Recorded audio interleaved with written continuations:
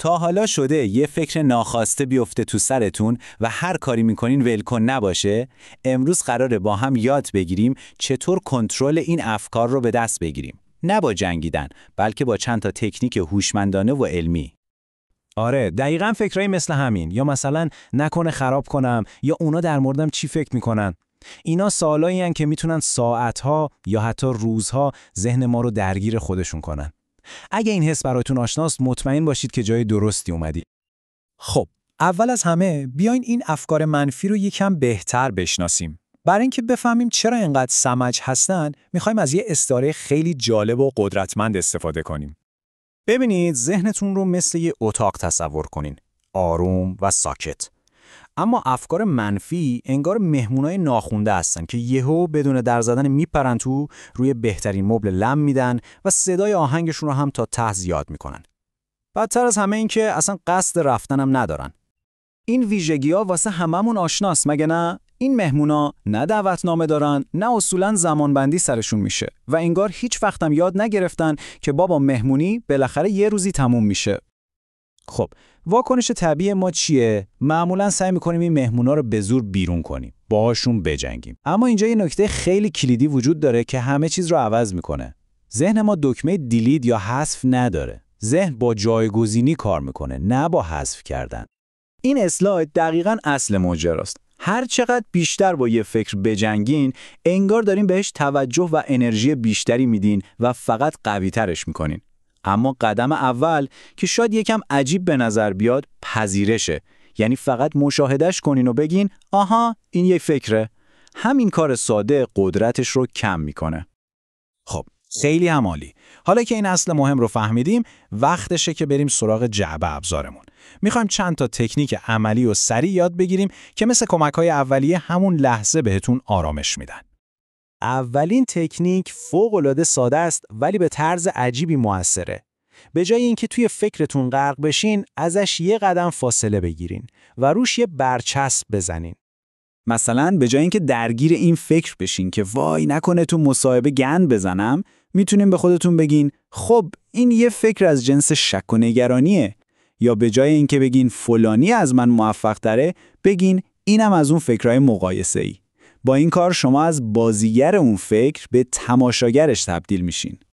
این قضیه دلیل علمی هم داره. وقتی شما برای یه هیجان یا فکر یه اسم انتخاب میکنین، در واقع دارین از بخش منطقی مغزتون استفاده میکنین تا بخش هیجانی رو آروم کنین.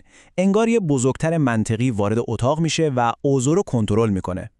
حالا بریم سراغ یه تکنیک برای بدن. افکار منفی سیستم عصبی ما رو تو حالت جنگ یا گریز قرار میدن. این تنفس ساده یک کلید مستقیم برای خاموش کردن اون حالته. اگه دوست دارین با من امتحان کنین، 6 ثانیه دم عمیق، 2 ثانیه مکس و 6 ثانیه بازدم آروم.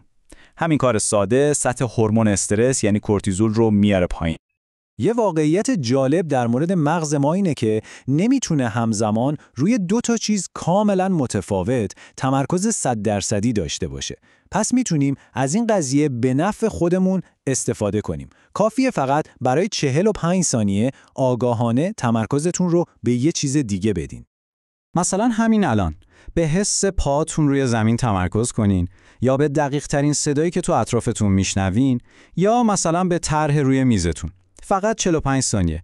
این کار یه الگو شکن خیلی قدرتمنده که چرخه فکر منفی رو در جا متوقف میکنه.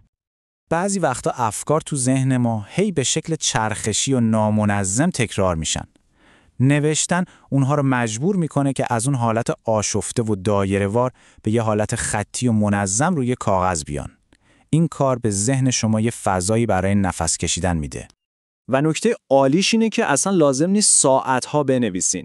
فقط 2 تا 5 دقیقه خالی کردن هر چی که تو ذهنتون روی کاغذ میتونه فشار رو به شدت کم کنه و حس کنترل رو به شما برگردونه.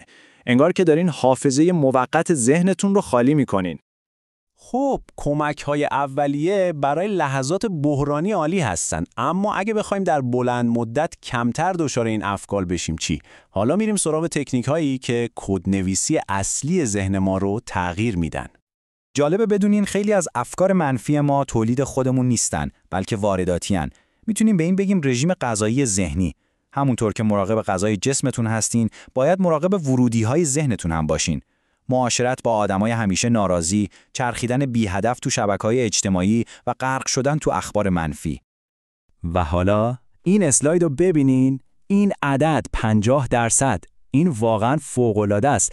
طبق منابع فقط با مدیریت همین ورودی‌های خارجی شما میتونین فرکانس افکار منفیتون رو تا نصف کاهش بدین. این یعنی نصف نبرد حتی قبل از اینکه شروع بشه همینجاست. بعضی از افکار منفی فقط علائم یه باور ریشه‌ای‌تر هستن. باورهایی مثل من به اندازه کافی خوب نیستم یا من همیشه خرابکاری میکنم. کار ما اینه که این باورهای قدیمی و شاید اشتباه رو پیدا کنیم و یه نسخه واقعی‌تر و سازنده‌تر ازشون بنویسیم. نه یه جمله مثبت غیر واقعی، بلکه یه جمله منصفانه و حقیقی. و نکته نهایی اینه، ذهن از فضای خالی بدش میاد.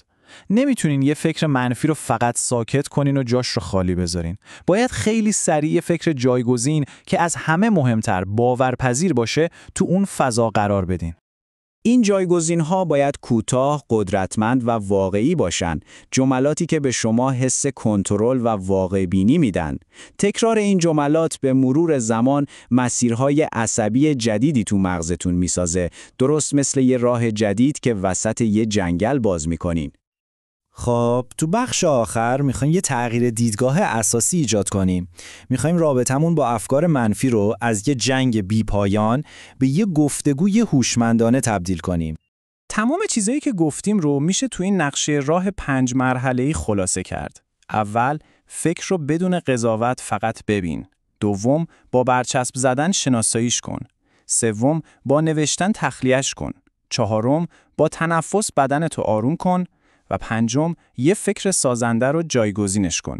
این میتونه فرمول شما برای مدیریت ذهن تو هر موقعیتی باشه. و این مهمترین جمله‌ایه که میخوام امروز یادتون بمونه. افکار منفی دشمن شما نیستن که باید نابود بشن. اونها سیگنال هستن، پیام رساناییه که دارن به شما میگن یه نیازتون برآورده نشده یا یه چیزی تو زندگیتون نیاز به توجه داره. وقتی با این دید بهشون نگاه کنین، تمام قدرت ترسناکشون رو از دست میدن. پس از این به بعد هر وقت یه فکر منفی اومد سراغتون، به جای جنگیدن از خودتون این سوال رو بپرسین: این مهمون ناخونده چه پیامی برای من آورده؟ گوش دادن به این سیگنال اولین قدم برای داشتن یه رابطه سالمتر و قدرتمندتر با ذهن خودتونه.